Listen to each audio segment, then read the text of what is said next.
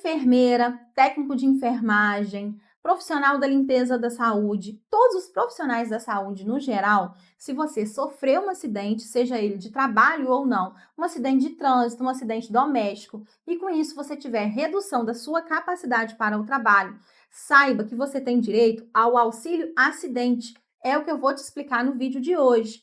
Vou explicar também que primeiro você tem que solicitar o auxílio doença de natureza acidentária, para só então depois ir para o auxílio acidente. O que é o auxílio acidente? O auxílio acidente é um benefício de natureza indenizatória, que é pago àqueles segurados que sofreram um acidente, que com esse acidente teve uma sequela permanente que reduziu a sua capacidade para o trabalho. Portanto, trata-se de um benefício que tem natureza de indenização, diferente do auxílio-doença, que é um benefício que o segurado solicita quando ele está incapacitado para o trabalho. Tem direito de receber o auxílio-acidente? Não são todas as categorias de trabalhadores que terão direito ao recebimento do auxílio-acidente. Por exemplo, o contribuinte individual e o segurado facultativo, eles não têm direito ao recebimento desse benefício. Agora, o empregado rural, o segurado especial, o empregado urbano, eles têm direito ao recebimento do auxílio-acidente, que vai ser solicitado, como eu já disse, lá no INSS. Documentos necessários para solicitar o auxílio-acidente no INSS: CPF, identidade do interessado, laudo médico atualizado. Daqui a pouquinho eu vou falar com vocês somente sobre o laudo médico. Laudo médico atualizado e procuração, termo de representação, alguns formulários exigidos pelo INSS. Se você tiver exames ou qualquer outro documento que ajude a comprovar essa redução da capacidade para o trabalho, é importante também que você anexe. Isso vai ser muito importante para o perito do INSS analisar o seu pedido no momento da perícia médica. Requisitos para receber o auxílio-acidente. O primeiro requisito, claro, é ter sofrido um acidente de qualquer natureza. Não necessariamente tem que ser um acidente de trabalho. Você sofreu um acidente no trânsito, você sofreu um acidente na sua casa, caiu da escada. Então, qualquer acidente, ele vai dar direito ao auxílio-acidente. Então, o primeiro requisito é ter sofrido um acidente. O segundo requisito é ter qualidade de segurado.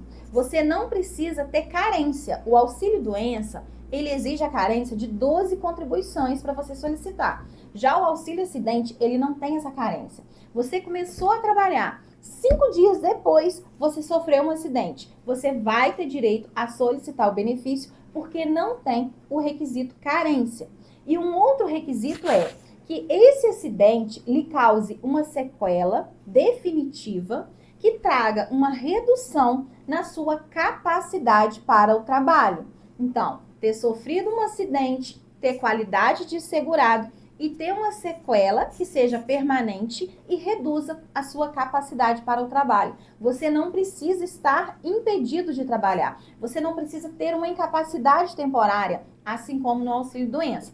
Você precisa apenas ter uma redução na sua capacidade de desempenhar aquele trabalho. Lembrando que o auxílio-acidente, ele dá direito se você sofreu um acidente ou se você tem uma doença ocupacional. Uma doença que, em virtude do trabalho que você exerce, reduziu a sua capacidade de exercer essa função. Se você ainda não curtiu esse vídeo, dá pause, dá uma paradinha, vai lá, curte o vídeo, se inscreve no canal, que sempre que tiver vídeo novo, você vai receber notificação e teremos muito conteúdo sobre auxílio-acidente aqui nos próximos dias. Não é obrigatório que você tenha um advogado para você solicitar o auxílio-acidente lá no INSS. É recomendado. O advogado previdenciário, ele se dedica a estudar a legislação previdenciária. Ele se dedica a proteger os seus direitos lá no INSS. Então, representado por um advogado, você vai enviar toda a documentação necessária. Esse advogado vai analisar o seu laudo, se o seu laudo está da forma que precisa, se o laudo é suficiente para que o perito reconheça a sua redução da capacidade para o trabalho. O advogado vai acompanhar esse requerimento. Por quê? Muitas das vezes o INSS, no curso do requerimento, faz exigências. E se o segurado não está acompanhando o seu requerimento, se ele perder o prazo, ele vai ter o seu pedido indeferido, porque ele perdeu o prazo de cumprimento para a exigência. Então, é recomendável que você tenha um advogado para solicitar o benefício no INSS. Infelizmente, nós sabemos, né, que o INSS está cada dia mais caótico. Os servidores estão cada vez mais preocupados apenas com os prazos e com as metas do que com a análise correta do benefício do segurado. Os peritos estão cada vez mais insatisfeitos com o trabalho. Então, você assistido por um advogado, eles vão pensar 1000 vezes antes de cometer uma arbitrariedade e uma injustiça no seu requerimento administrativo.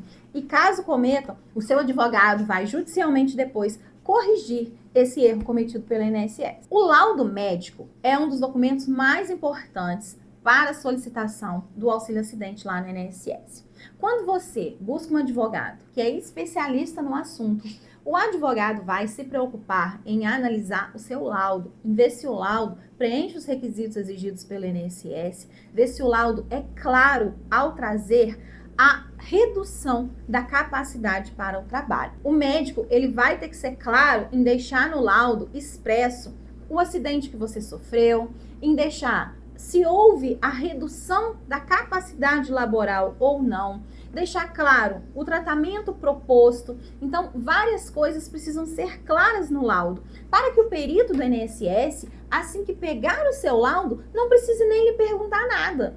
Hoje, cada vez mais, né, vocês são testemunhas disso, do caos que a INSS está, o perito, ele quer fazer a perícia o mais rápido possível. Então, se ele já pega um laudo que traz de maneira clara, de maneira expressa, a sua doença, o seu acidente, o CID, se tem redução da capacidade laboral ou não, qual o grau dessa redução, por que que tem, em qual exame ele se fundamentou, qual exame serviu de base para que ele chegasse a essa conclusão. Se o perito pega esse laudo pronto, preparado, as chances que você tem de ser aprovado na perícia médica é muito maior. E muito importante ainda, a gente ter um exame, levar na perícia um exame que comprova. Importante anexar toda essa documentação no requerimento administrativo.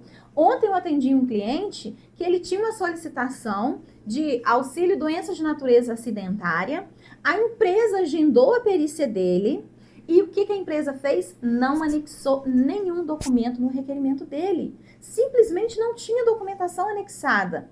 Quando eu abri o requerimento junto com ele, eu disse, o senhor precisa anexar o laudo médico, os exames, tudo que vai provar essa redução da capacidade para o trabalho, essa incapacidade para o trabalho, que ele estava solicitando um auxílio-doença. Então, olha só, a crueldade da empresa, que marcou a perícia, será que ele seria aprovado na perícia sem documentação médica anexa ao requerimento administrativo? Será que só levar essa documentação na perícia ia bastar? Então, aí que está a importância de você ter orientação profissional para fazer o seu requerimento. Então, não basta você levar o laudo médico, você tem que levar o exame. Vou exemplificar alguém que teve um acidente e com isso rompeu um ligamento do braço. Com isso, ele teve uma redução da capacidade para o trabalho. Essa pessoa precisa apresentar o laudo médico, apresentar o exame que comprova essa redução e apresentar ainda um laudo médico do fisioterapeuta, porque provavelmente foi prescrito o tratamento fisioterápico.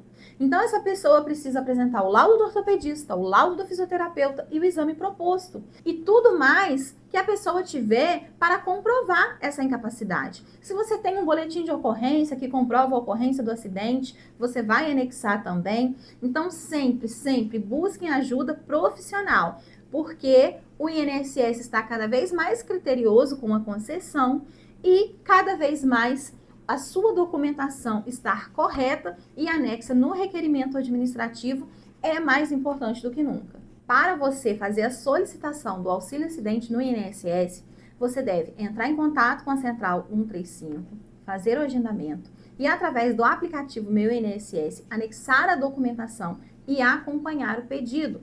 Muito importante acompanhar o pedido, porque se for feita a exigência e você não cumprir no prazo, todo aquele tempo que você esteve esperando, você vai perder, vai tudo para o lixo, vai tudo por água abaixo, como dizemos. Então, acompanhar o pedido, enviar a documentação necessária é fundamental para o sucesso do seu requerimento. O segurado, ele precisa comparecer à perícia médica no INSS. Agendou a perícia, compareceu. Como se portar nessa perícia? O que fazer nessa perícia? O que eu posso falar? O que eu não posso falar? Ficam 2 conselhos aqui. Levar a documentação toda organizada, o documento mais importante na frente. Porque imaginemos que você chegou para a perícia, o perito está em um daqueles dias que ele está sem paciência, já atendeu um caminhão de gente. Então, leve o documento mais importante na frente. Por exemplo, você tem um problema ortopédico, coloca na frente o laudo do ortopedista. Atrás você coloca o laudo do fisioterapeuta e os exames. Porque se ele só olhar um documento, está ali o documento mais importante que ele precisa.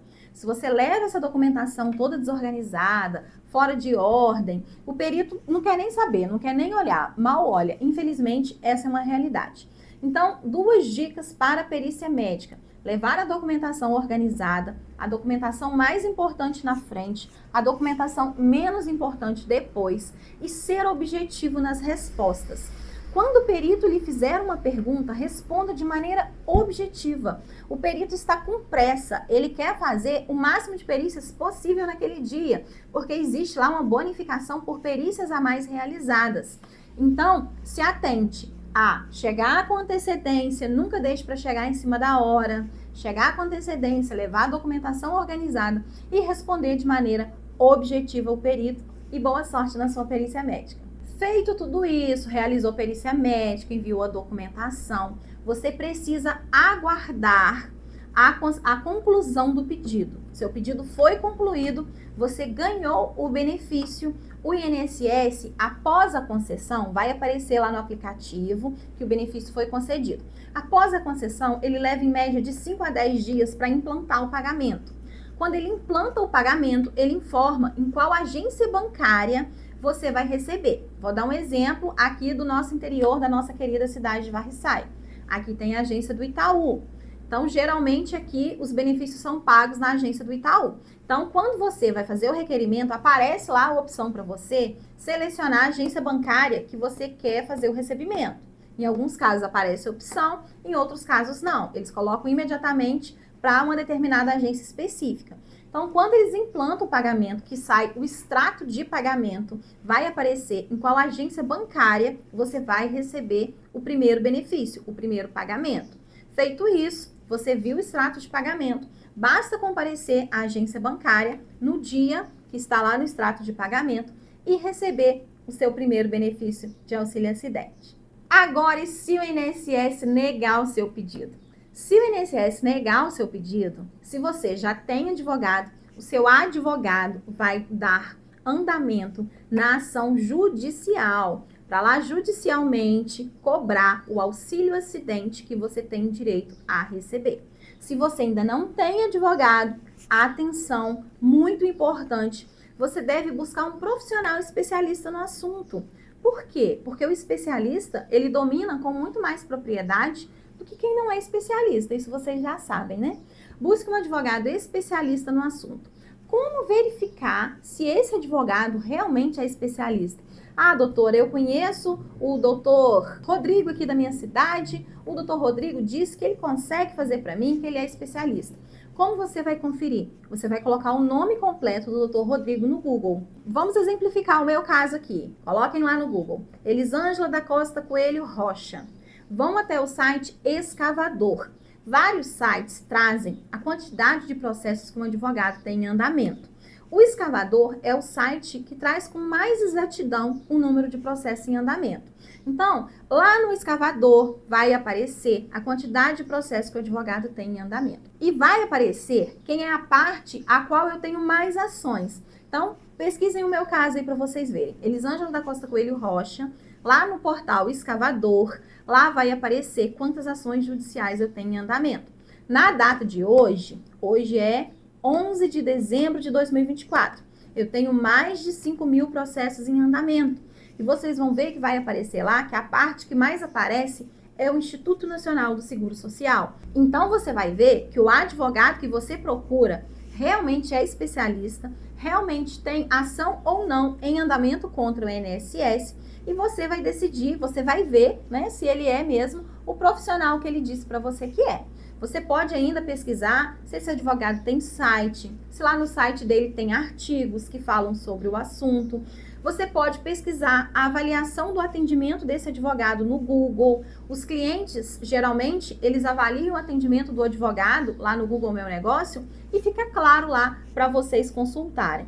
Hoje, com a tecnologia, é muito fácil constatar se um advogado realmente é especialista. Quando o advogado diz que atua em âmbito nacional, é muito fácil você verificar também. Basta você fazer essas verificações. Você também pode verificar na OAB do estado se esse advogado tem OAB ativa. Por exemplo, OAB RJ, se você colocar lá o número da minha OAB, 199064, você vai ver que a OAB está ativa. Então, quando o advogado diz atuar em todo o território nacional, ele precisa ter inscrição nos estados que ele diz que atua. Porque em cada estado que você tem mais de 5 processos em andamento, você necessita ter uma OAB suplementar. Um outro indício importante também, quando o advogado diz que é especialista, que é uma empresa que atua Brasil todo, que atua a nível nacional, é você verificar o CNPJ desse profissional.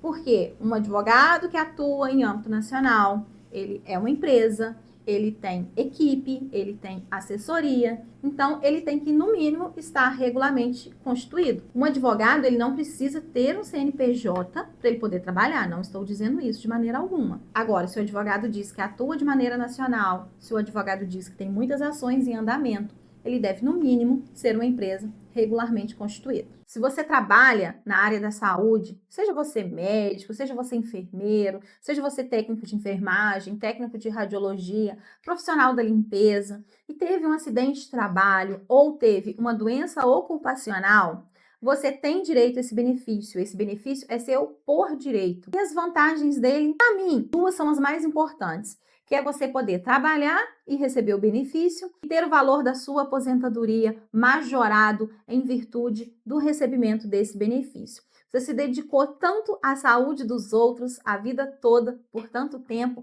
então mais do que justo que no momento da sua aposentadoria você consiga ter uma aposentadoria com um valor melhor do que seria.